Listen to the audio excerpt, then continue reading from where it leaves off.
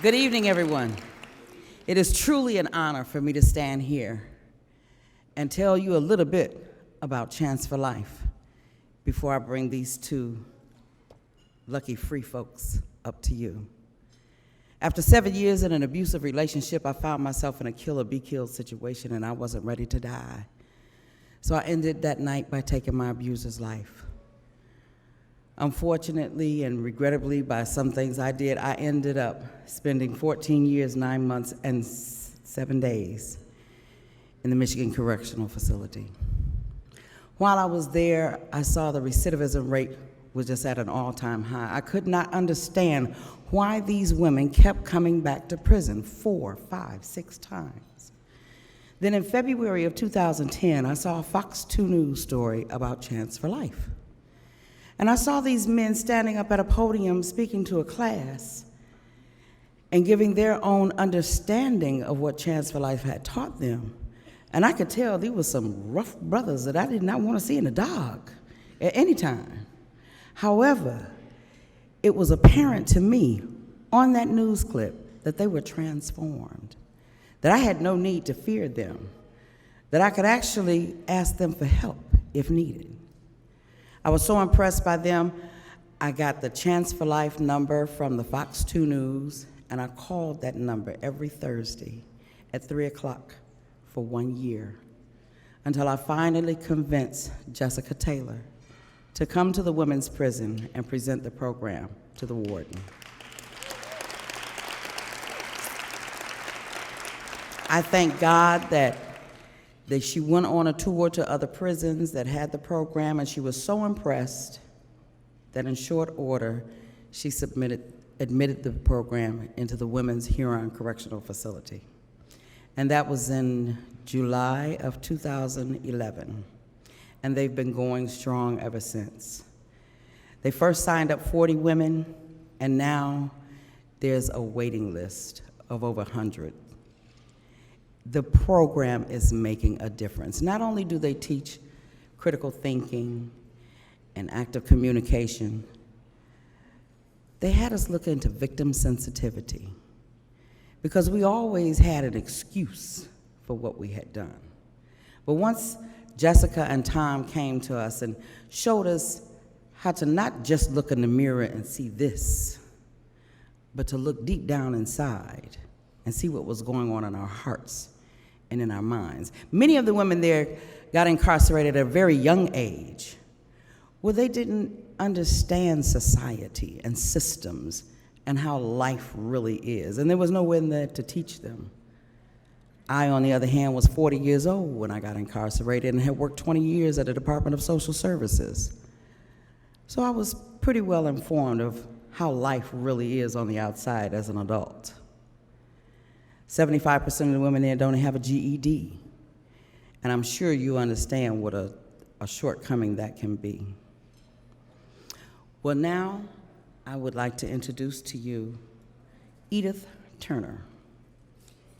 Edith just came home in September of this year, but since 1990, Edith has over 50 convictions for one thing. I remember Edith in the facility. We didn't hang out or anything, but I remember running across her once or twice, a little more than that. And she seemed just as confused as everybody else. Didn't know any better because she wasn't taught any better. But thank God for the learned teachings of Tom and Jessica.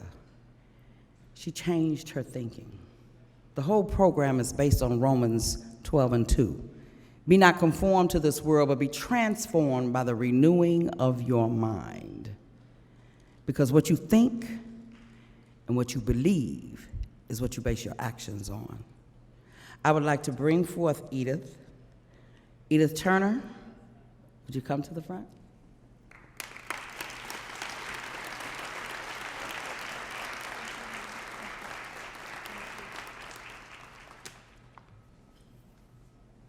Hello, everyone. How are you?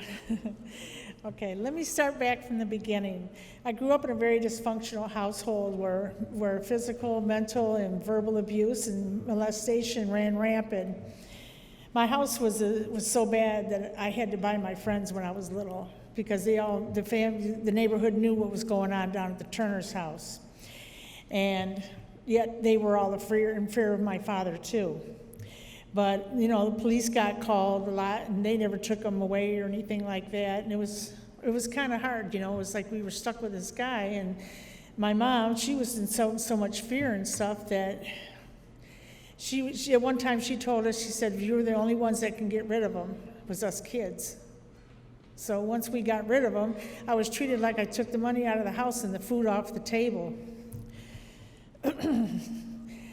I had a nervous breakdown when I was 8 years old, and I was placed in a Pontiac State Hospital. At age 13, I ran away and lived homeless in the streets for many years, and a lot of it I hung with the bikers and stuff like that. And my thinking was that society had to pay for my childhood. Well, I hate to say that today. I've been in and out of prison 7 times.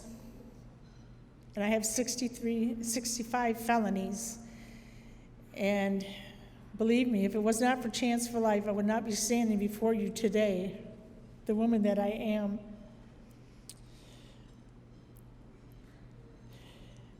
Chance for Life has helped me, has helped transform my thinking by renewing my belief system. Through Chance for Life, I now lead by example, and I don't just talk the talk, I'm walking the walk. Today, I don't run from my problems. I know how to ask for help. Chance for Life has truly been the constant consistency that I have always been missing and lacking in my life. Because of their determination, I have been empowered to do the same in my own community. I am fresh out of prison for 7 weeks now, and things aren't as easy as I thought they would be. It's not. Chance for Life has helped me all the way since the day I got out. And I mean, they're just a phone call away. And Chance for Life is, what I need is a chapter in Oakland County where I'm from. But the big part about Chance for Life is that if I call them, they'll come all the way to Pontiac just to see me from Detroit. And they've done it 3 times so far. They've taken me clothes shopping. Got my suit on. Yes, and they also took me to clothes shopping also again, just for a suit to wear for interviews. It's a really nice 3-piece suit. It's beautiful. And one day when Jessica and we had to go turn it in because I was wearing heels for the first time and my feet hurt so bad. I was just rushing through everything, and my mind was not where it was supposed to be. But we got in the car to go change this suit in. I got in the car, forgot the suit. I had to go back in and get it. Got out, got to the store, got in the mall. We had to go out to the car and get the stupid suit. It was something else. But then the last thing, when we came out of the store, Jessica's, Edith, put your coat in the back there with the suit so you don't forget it on the way out. I knew what she meant, yeah. So, and they even come and get me just to make sure that I make it to the Toastmaster meetings, the chapter meetings. Yep.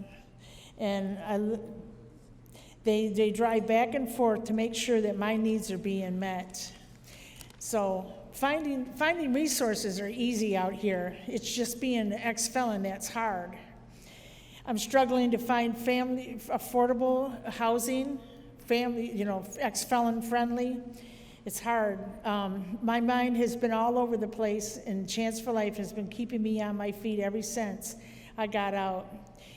Even though I was working through a mental crisis just last week, Chance for Life was on their feet, ready to come to my house just to make sure that I was okay, because I do suffer from mental illness, but it doesn't keep me down today. And if it wasn't for Chance for Life, I wouldn't be who I am today. Thank God.